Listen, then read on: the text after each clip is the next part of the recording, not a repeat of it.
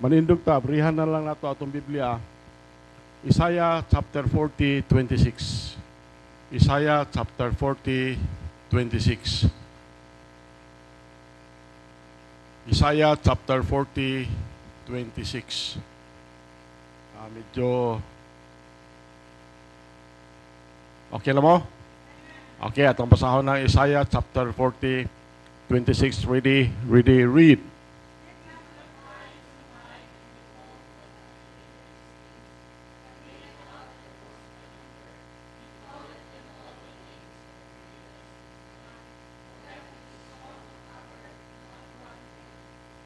Okay, salamat. Pagkampo ta amahan na malungit nun, buhi ng mga Diyos. Salamat kay Ginoong ania kami. Nasayod ka sa mong kasing-kasing, Lord, nga ang among tinguha nga madayeg ka, matagaan ka, dako kay pasidungog sa among kinabuhi. O salamat sa matag-usa, Lord, nga niya karon tungod kay abisan sa hulga sa ulan ni sila amahan. Salamat kayo. Mong ipangamoyo amahan ning kahaponon tagay gahom ang imong pulong. Ug salamat kayo amahan sa among Sunday school. Ikaw naghatag wisdom sa among Sunday school teacher, sa maanindot nga awit sa choir. Salamat kay Ginoo. Salamat sa birthday na ining agahapong adlaw amahan. Salamat kayo. Kung kamong ipasalamatan ikaw amahan sa tanan tungod kay nasayod kami ang tanan gikan kanimo. Tabunay kami sa bililo ni mong dugo, abuga ang mga evil spirits pinagis dugo ni Jesus Christ. O kinamong pagampo, pangaliw po kanimo, gisalig na ang tanan Jesus Christ, ang mabugtong personal man luwas. Amen. Okay? Salamat ang naabot gikan sa Dipolog. Salamat ang nakaabot gyud sa atong serbisyo. Gahapong adlaw, nagpasalamat po nga maayran timpo. Nakahatag-tag trucks dito sa Boulevard. Daghan mi dito, tibok pamilya. Dito mi naghatag og trucks. Uban akong apong nga isang taga Cebu, taga Lapu-Lapu. Kuyog ni siya dito. Siya rabay pahatagon sa tanang trucks dito. Ang uban mo istorya ra dan siya hatag. So salamat po tungod kay ang choir nakasulwi na gapog duha ka kalag. Salamat kayo. So mao na atong pasalamatan sa Ginoo tungod kay nasayod ta kining tanan alang ni sa atong buhi nga Dios. Okay, so ang atong presentation medyo dili mo gawas sa dire, napay mga problema ani niya. Anyway, ako raman ang isulti ang mga points nato. So mao ni ang inyong gibasa. Ihangad ang inyong mga mata sa itaas ug tan-awa kung kinsay nagbuhat nini nga nagadala sa ilang panon sa tinagdaghan. Siya nagatawag kanilang tanan pinaagi sa ngalan tungod sa kadako sa iyang gahom ug tungod kay siya kusgan sa kagahom walay mausa nga makulang kanila. Mao na ang book of Isaiah chapter 40:26. So, ang mensahe nato karon naguluhan kini og the greatness of God. Ang pagkadako sa tong Ginoo, the greatness of God. Abi mo kung naiubang tao, sapat naiubang tao nga ilang i-picture ang Ginoo ba nga ilang imagine murag ilang apuhan. Murag ilang apuhan nga kaning apuhan kasagaran na nahigugma na sa matag usa, pero ang ilang hunahuna nga dili gyud niya kontrolado ang mga hitabo sa kalibutan. Munang huna-huna sa ubang tao. Now, regardless of what we imagine, sa unsa may atong gipanghuna-huna, importante nga atong tan-awon ang pulong sa Dios aron makita nato what the Lord actually says about Himself. Muna nga kinahanglan gyud ta mo basa sa pulong sa Ginoo aron mahibalo ta kita mismo makaingon tag kinsa kaniyo kinsa guding atong buhi nga Dios. Tungod kay dinha makatuna nato nga what he is like, makatuna nato what he loves, makatuna nato how he relates to us.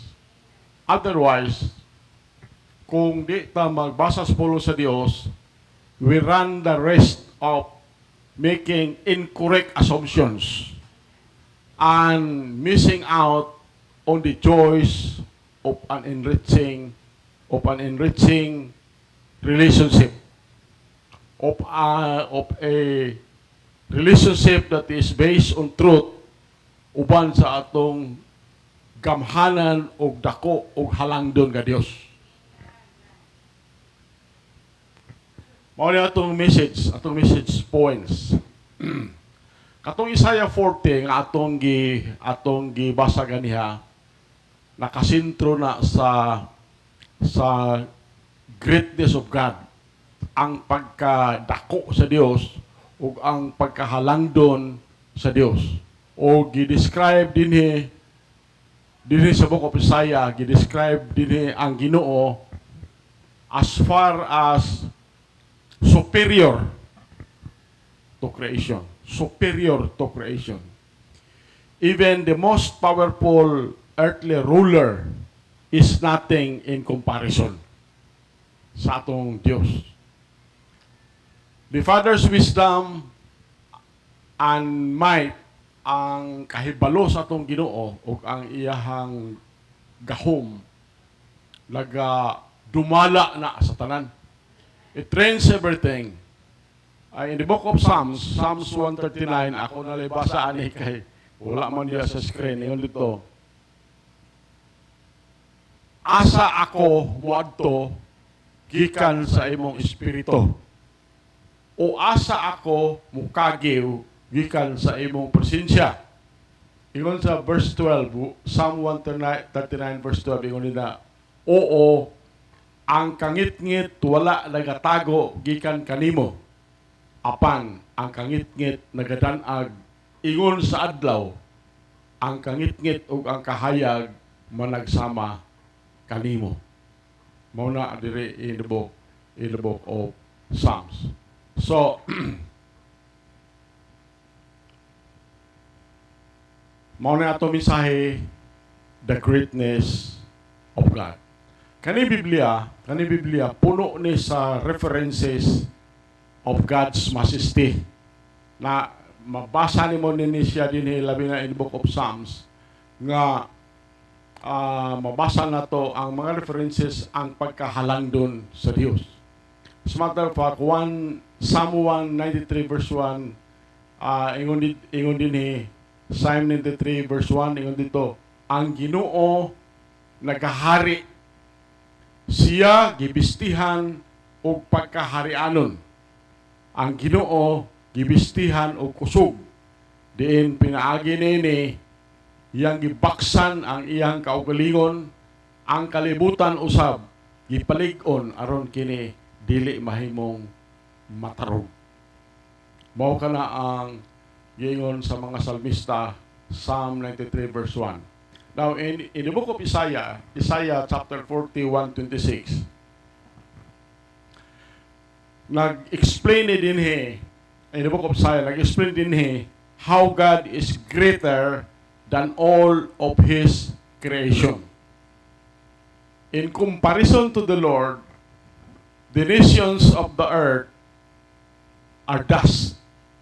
So ang kanasuran sa tibuok kalibutan mura ranig abog sa atubangan sa Dios. Kung imong i-compare. Likewise, sa verse 15 na siya, likewise, He is more powerful than lifeless man-made idols that cannot answer prayers or empower us. Mauna mabasa na to in the book of Isaiah 40:18-20. And the Lord is also beyond the world. Though the Lord is also beyond the world. Verse 22. Now, He is more majestic than the greatest earthly king as He judges the earth. So ang atong Dios halangdon kaayo kaysa pinakadako nga hari sa kalibutan.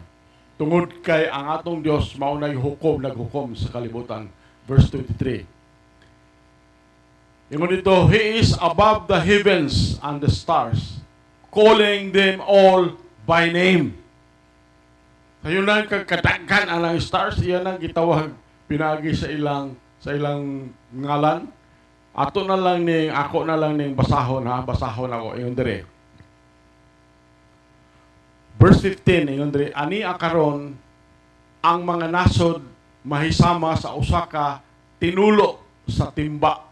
Sa man tinulo matimba perter man usa ra ko tinulo sa timba perter mo nang gamaya ingon dire, ani akaron ang mga nasod mahisama sa usa ka tinulo sa timba o naisip ingon sa pinong abog sa timbangan. Usa man ang abog sa timbangan? Dili man na makalihok sa timbangan. Mauna na sa ang comparison ningon dire. Ani akaron siya nagapunit sa mga pulo ingon sa usa ka diutay nga butang. Sa verse 18 ingon dire, nan kang kinsaman di ay ninyo iga pakasama ang Dios kung unsang dagwaya ang inyong iindig kaniya. Verse 19 ingon dito Isaiah 40:19, ang larawan sa usa ka magbubuhat gitunaw kana ug ang magsasalsal sa bulawan nagahalop niini sa bulawan ug nagatunaw alang niini sa talikala nga salapi. Verse 20, kadtong kabos kaayo sa mao nga balad nagapili sa usa ka kahoy nga dili madunot. Siya nagapangita alang kaniya og usa ka batid nga magbubuhat aron sa paghimo og usa ka linilok nga larawan nga dili matarog. Verse 22 ingon diri, siya mao ang nagalingkod ibabaw sa kalingin sa kalibutan.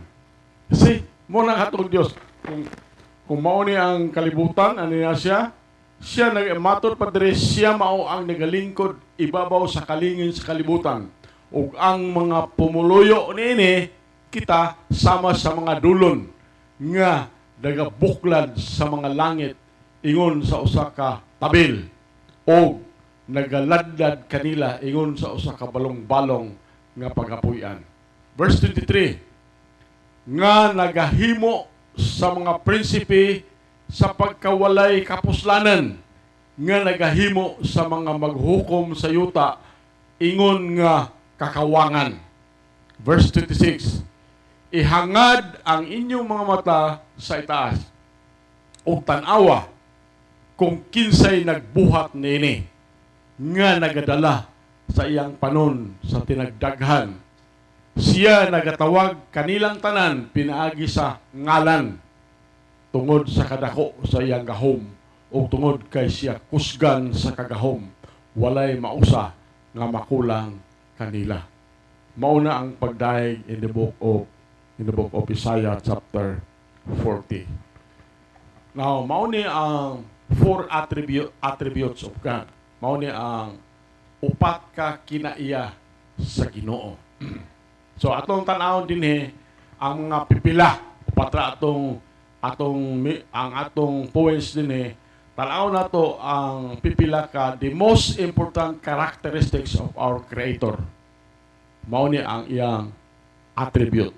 Number 1, God is a person. God is a person. Ato ra ni explain diri. The Bible reveals that our Maker is not an invisible force.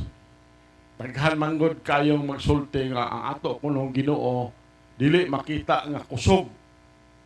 So the Bible reveals, ang Biblia nagpadayag ni that our Master, ang atong Dios, is not an invisible force. Instead, He has emotions. Ang atong Dios dunay pagbati. Dunay hait nga salbutan, intelligence. Dunay siya kabubuton, dunay siya will, ug dunay siya personality. So, unsa man nato pag-prove ani? Si Adam ug si Eve were perfectly designed with the same characteristics. Sa Genesis chapter 1:26, ingon dito, ug ang Dios miingon, atong buhaton ang tao diha sa atong dagway.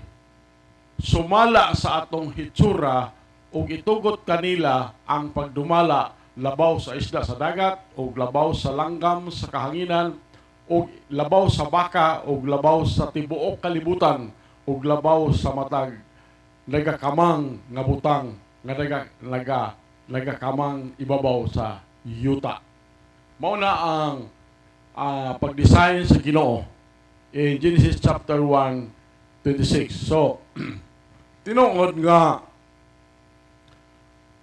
sukad sa rebellion ni Adam o ni Eve, everyone has been born into the world with a fallen nature. Mao na kita. However, we are still made in His image. We are still made in His image after their sin in the image of Adam and Eve. So kita wala gyud ta gimugna sa Ginoo in the image of Adam, partial ra ta. Tungod kay niadtong nakasala na ta, ingon ang pulong sa Dios, nakasala na si Adam ug si Eve, ingon ang pulong sa Ginoo, we are created in the image of Adam. Mao na kita karon. Mao na kita makasasala. Pero we are still having an intimate relationship with Him. Even though kita natao ta after the image of Adam and Eve nga kita makasasala, we are still made in the image of God. After their sin, the image of Adam and Eve. But we are still capable of having an intimate relationship with God. Mao na ang atong abli mo katong nahimo ni Adan ug ni Eva, katong pag rebel niya sa Ginoo nga wala ingon ang Ginoo ayaw kaon aning bunga aning prutasa nga nakakaon sila tungod sa gitintal sila siyawa. Abi nimo costly kaayo tong hitabo. Tungod kay kita, tungod niadtong sala nila natawo ta nga makasasala o ito the blood of God para ma-reconcile ta dito niya. Mao na ang gihimo ni Jesus Christ dito sa cross. Dito siya nagpaagas og dugo sa cross aron lang ta ma-restore ngadto sa Ginoo. Ingon ana ang gihimo sa Dios alang kanato. God is a person. We see evidence of this personhood of God throughout the Bible. So, makita nato ang mga ebidensya dinhi ang pagkatawhanon sa Ginoo throughout the Bible. When God addressed Moses at the burning bush, ang Ginoo gi-introduce niyang kaugalingon ngadto ni Moses, dili ingon it is. Ang pag-introduce sa Ginoo sa iyang kaugalingon ngadto ni Moses, ingon ang Ginoo, I am. Ingon dito sa Exodus 3:14, ingon dito, ug ang Dios miingon ngadto ni Moses, ako mao. O siya miingon, mao kini ang imong iingon ngadto sa mga anak sa Israel. Si ako mao ang nagpadala kanako nganha kaninyo. So, bisan gani kadto bitong commands, mga mando sa Ginoo against idolatry in Exodus chapter 20 verse 15. nagpadayag baya dito nga ang Ginoo na ipagbati. God revealed God's emotional response when human puts other priorities in His place, but indicate that if we love and obey Him, we can expect His unfailing love and care. So, bisan gani si Ginoong Hesus, pag-anhin niya sa kalibutan, si Ginoong Hesus modeled praying to the Heavenly Father. God is not an impersonal energy. Balik ko na ko. God is not an impersonal energy, but a loving Father who invites us into a close relationship with Him. Atong basahon na gud niya siya. Kung basahon na, and God speak all these words saying, mao ni ang Exodus chapter 21 to 5. Akong basahon. And God speak all these words saying, I am the Lord thy God, which have brought thee out of the land of Egypt, and out of the house of bondage. Verse 3. Thou shalt have no other gods before me. Mo ni giingon sa Ginoo, ikaw dili magbaton og lain nga mga dios sa atubangan kanako. Verse 4. Ingon dito, thou shalt not make unto thee any graven image. Ikaw dili mohimo ngana kanimo og bisan unsa nga kinulit nga imahin, og bisan unsa nga kasama sa bisan unsang butang nga anaa sa langit sa itaas, og anaa sa silong sa yuta, og anaa sa tubig ilalom sa yuta. Verse 5. Minaw, ingon dire, mo ni ingon niya, verse 5. Dili makita nato ang pagbati sa Ginoo. Ingon siya, thou shalt not bow down thyself to them, nor serve them, for I, the Lord thy God, am a jealous God. You see? Kung force pa siya, kung force lang siya, invisible force, kung wala pa siya, dili pa siya person, wala siya ni nga pagbati. Pero, ingon siya, I, the Lord thy God, am a jealous God, visiting in the iniquity of the father upon the children, unto the third and fourth generation of them that hate me. Balik ko na ko ang verse 5, ingon diri. Ikaw dili buyukbo sa imong kaugalingon ngadto kanila, kay ako ang Ginoo nga imong Dios, usa ka abughuan nga Dios nga nagaduaw sa pagkadautan sa mga amahan nganha sa mga anak ngadto sa ikatulo o ikaapat ka kaliwatan kanila nga nagdumot kanako. Ingon ana ang epekto sa tao kung magsimba ka Diyos hantod sa tulo o upat ka kaliwatan. Pero sa panahon nga masave ka, ang tanan nimong sala wala una na sa Ginoo. Tagaan na ka kinabuhing walay katapusan. Number 2. God is a spirit. God is spirit. Now, si Ginoong Hesus mismo in John chapter 4:24, ingon dito, God is spirit, and they that worship Him must worship Him in spirit and truth. So mauna dinhi nga kita nagsimba ta dinhi sa atong Dios Espiritu. Dayon atong gisgutan dinhi kamatuoran nga pulong sa Dios. Kaya ingon dinhi, they that worship Him must worship Him in spirit and in truth. John chapter 4:24. Now in the book of Revelation, naagi naman nato ni, in the book of Revelation, si John gidescribe niya ang langit ng trono nga gipalibutan na sa glorious light. It is a throne nga gipalibutan og glorious light. Pero si John does not describe the one sitting on it in a physical term.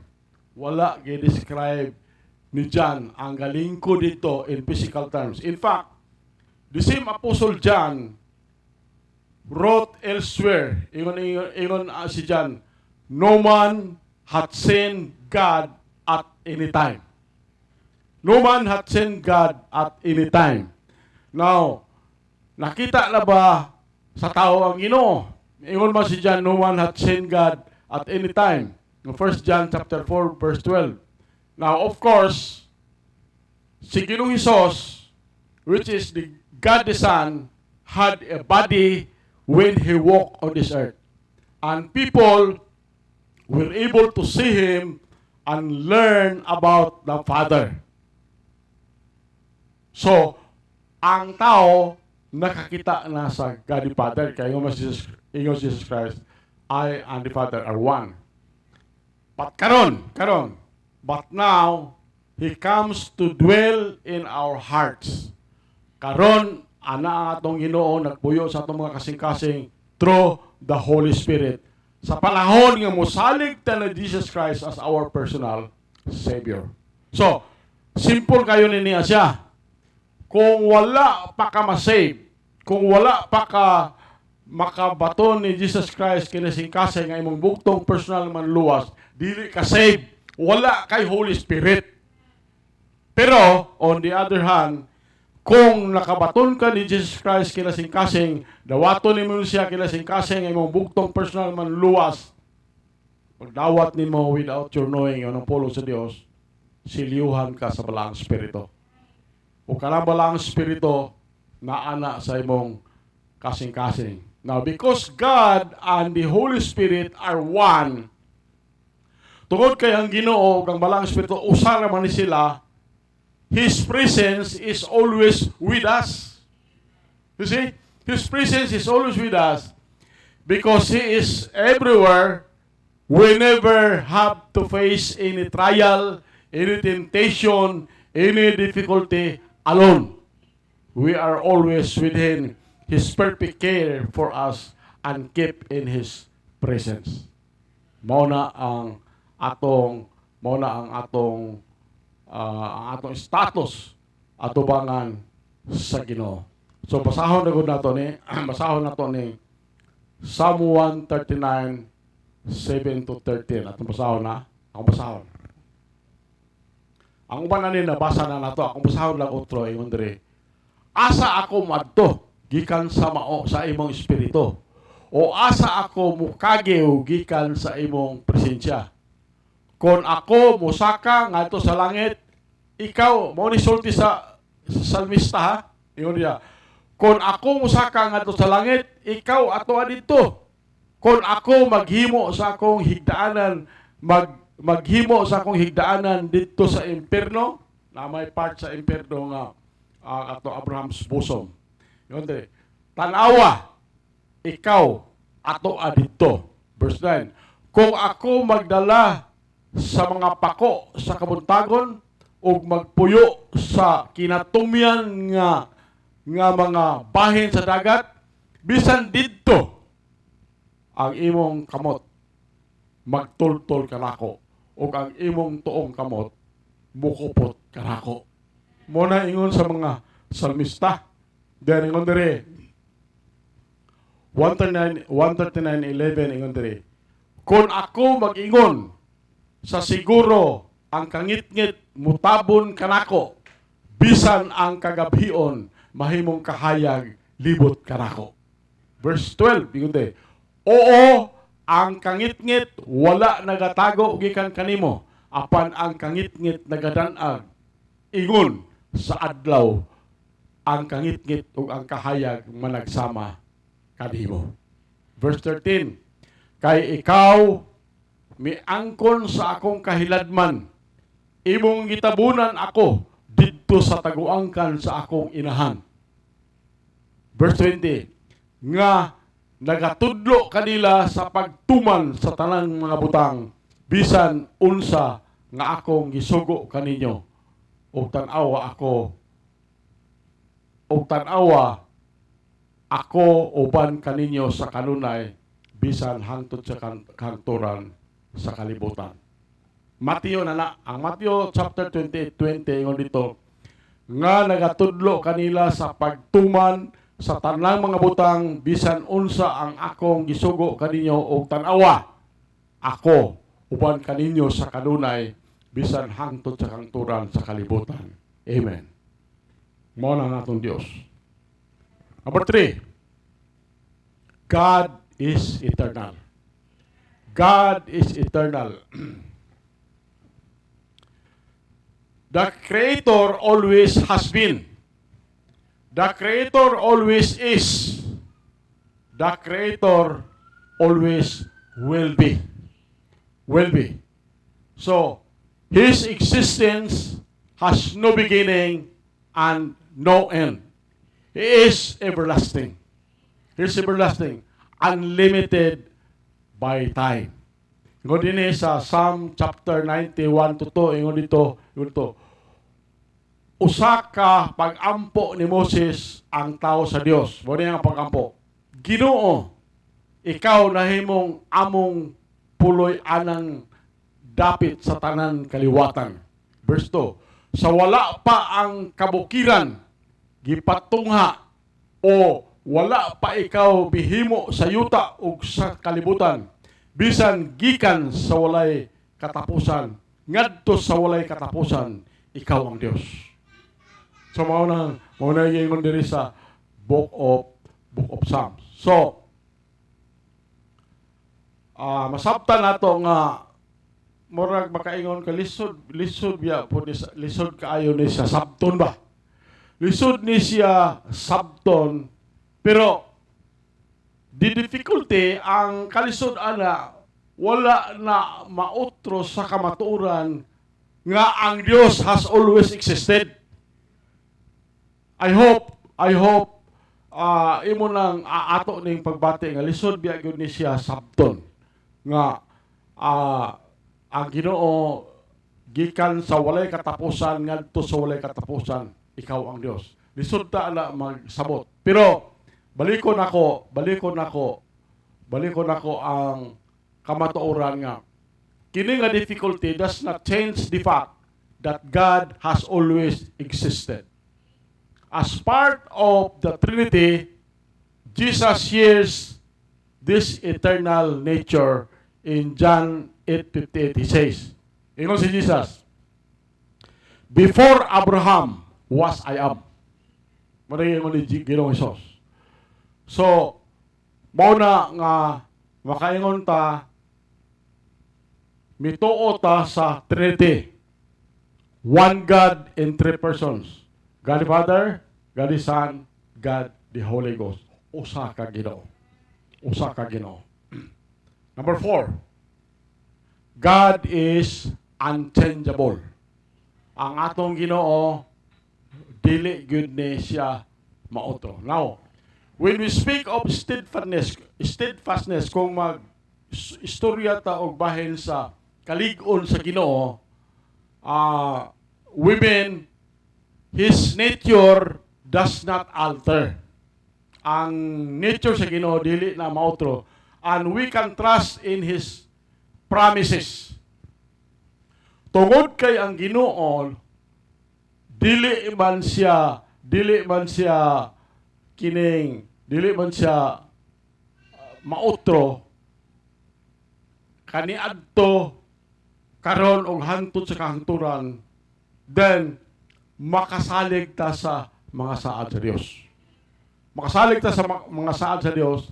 Malakay chapter 3 verse 6 o Isaiah chapter 20 verse 28. Ako na lang mabasa ani ingon diri. Malakay 3:16 siya. For I am the Lord, I change not. Therefore, ye sons of Jacob are not consumed.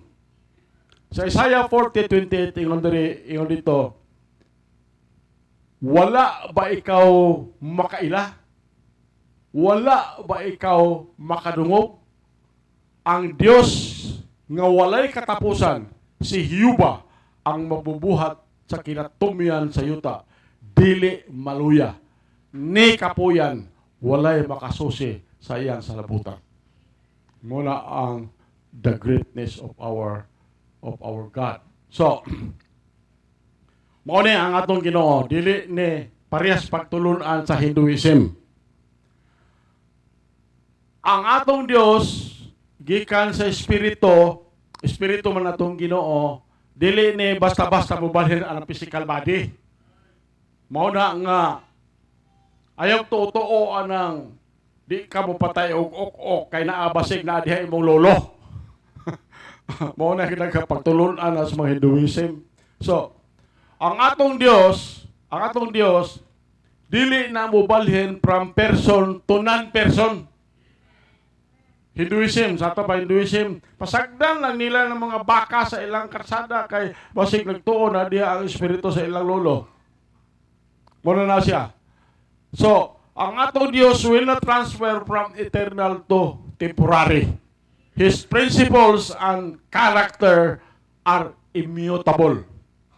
James chapter 1 verse 17, ingon dito sa James chapter 1, 17, ang matag maayo nga gasa o ang matag hingpit nga gasa gikan sa itaas o nagakanaog gikan sa amahan sa mga kahayag sa kangkinsa walay pagkamausap-usabon ni landong sa pagkabalhin. Muna atong Dios. Verse 17. Ang matag maayo nga gasa pao nang akong ibasa kanina. Now, one passage that causes people concern is found in Exodus 32, 12 to 14. Yeah, the Lord repented. The Lord repented. Mauna na ang mga passage nga ang tao medyo nalibog siya ba kay ang tao wala gyud siya kasabot sa unsay bot pasabot ani in the Lord repented. So ingon ani. Naa sa Biblia, the Bible, the Lord repented ingon sa Exodus 32:14. But when we examine why the Lord decided not to destroy the people of Israel, we see that Moses interceded for them. Of course, God is omniscient. So, tungod kay omniscient ang Ginoo, nahibalo man siya sa mahitabo in the future, nahitabo siya unsa mahitabo sa ugma. He knew in advance that Moses would pray fervently for mercy. So, the wording here in Exodus is anthropomorphic. Mauna ang gigamit sa pagsulat ani niya kanang word sa Exodus nga ingon dinhi the Lord repented. Ang pulo ana is anthropomorphic. Sa lain pagkasulti, ang Biblia nagamit siya human terms to record the Lord's response to Moses' prayers. So, kana na adiri atong basahon na sa Bisaya ang Ginoo nasubo kay ang kadaghanan gud gipasabot nato sa kaniadto nga pag ingon gani repent una nga pagpakasala dili man na maoy gipasabot sa repentance. Ang bot pasabot sa repentance change of mind mao na ang bot pasabot. Another time God appears to change his mind is found in the story of the city of Nineveh.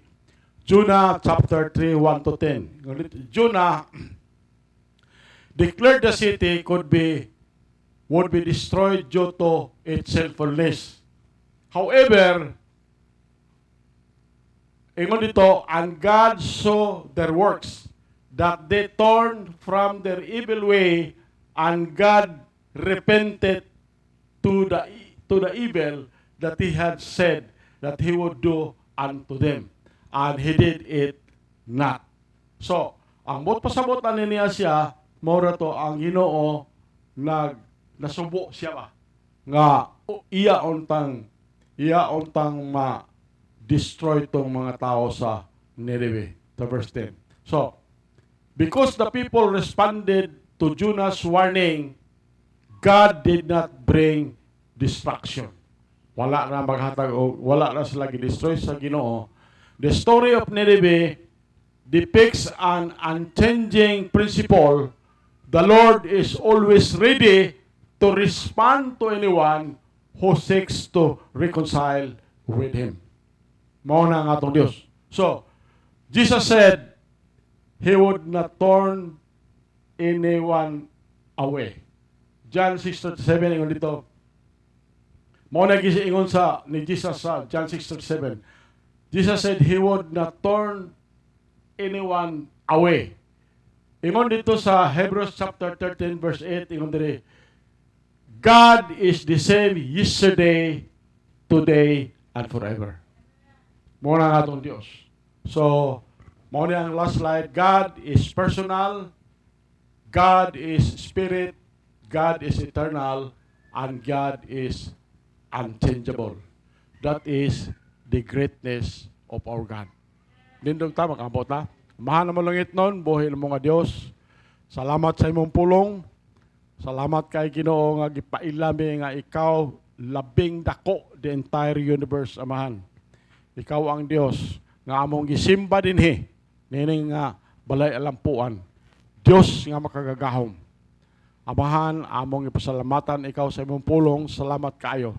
Ako hangyoon ang matag usa, you can sit it down there, you can kneel, you can come to the altar.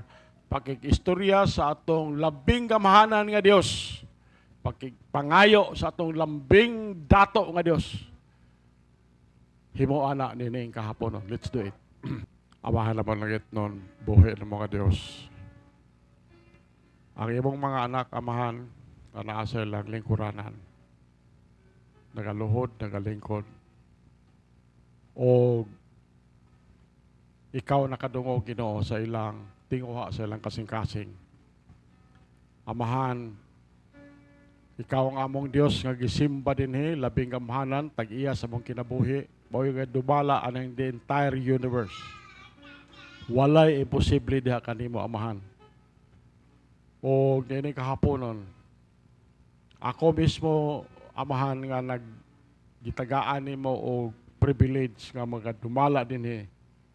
Nangamuyo ko nga ikaw nga among Dios nga labing kamahanan magpanalangin sa matag usa ug magbantay sa matag usa. Kaduha, Amahan, ikaw nga Dios, how great you are. You are the greatest God in the entire universe. Ako gipangamuyo nga ikaw nga among Ginoo maghimo sa imong naong nga magsidlak na sa matag usa ug magmadagayaon sa grasya nganha sa matag usa. Amahan, you are our great God here. Ikaw among dakong Dios nga gisimba dinhi. Ug ikaw ang among Ginoo nga magmaya sa imong panagway. Among ipangamuyo nga ikaw nga among Dios magmaya sa imong panagway nganha sa matag usa ug muhatag sa matag usa ug kalipay. Amahan mo langit nun, akong ipangamuyo kanimo, Ginoo, panalangin ni ang matag usa nining panahon na, Lord, o tagaimig kalig-on, Ginoo, sa among pagtuo diha kanimo. Amahan, kini among pagampo pangaliupo kanimo ang tanan ini amo nang gisalig sa mahal nga ngalan ni Jesus Christ, among bugtong personal nga manluwas. Amen. Okay, nalinta. Okay, alam sa pagtapos akong hangyon matagasaras, all rise. And we're going to sing our last song, Faith is the Victory. Amen.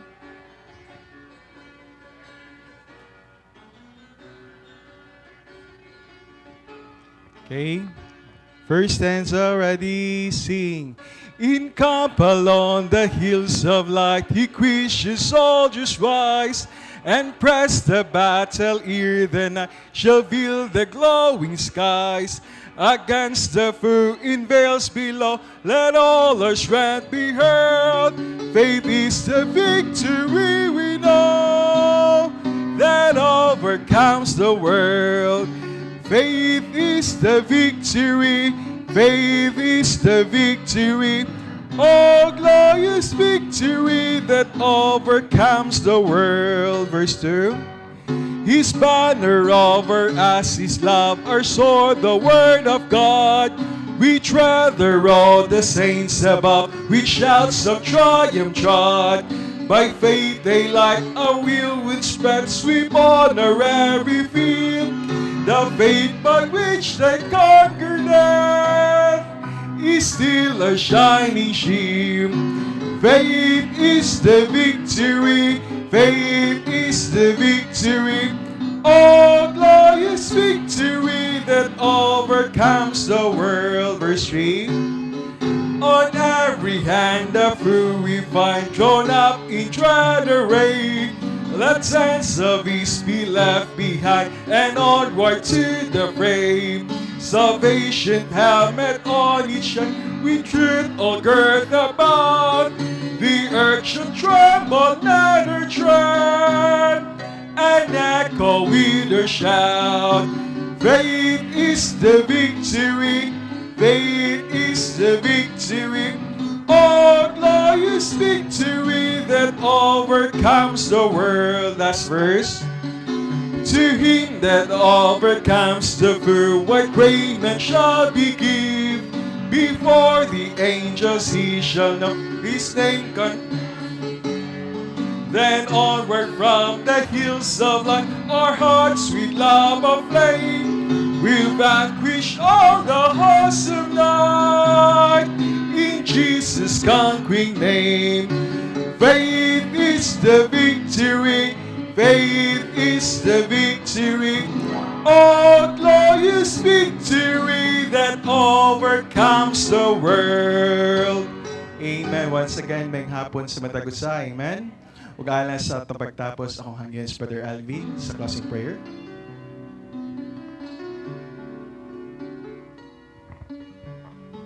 Let us pray. Most gracious and Heavenly Father, Lord, we thank you for the opportunity that we can namin din karon sa imong balay alampuanan, Ginoo, aron pagsimba kanimo. Salamat sa kadaugan nga imong gihatag karong hapuna. Salamat sa imong mga magawaling nga imong gigamit aron pag-deliver sa imong pulong. Salamat sa pag-remind kanamo how great you are, Lord, how big you are, Lord. Thank you, Ginoo, ang pag-ampo, Ginoo, ang kining mensahe motuhop sa tagsag sa kasing-kasing sa imong kaanakan, mamahimo na mong giya samtang among ginabuhat among tagsatag sa kamisyon diri sa kalibutan, Ginoo. Ginoo, samtang mugawas kami niini nga mong balay alampuanan, ikaw proteksyon kanamo, ikaw magadala kanamo sa among tagsatag sa kapanimalay nga safe, Ginoo. O ginaot, Ginoo, nga sa moabot na sang simana, ikaw sad maghatag kanamo og usog, ikaw maghatag kanamo og wisdom aron pag-fulfill sa among tagsatag sa mga gibuhaton. King tanan ginasalig nga tugyan sa ngalan ni Jesus. Amen.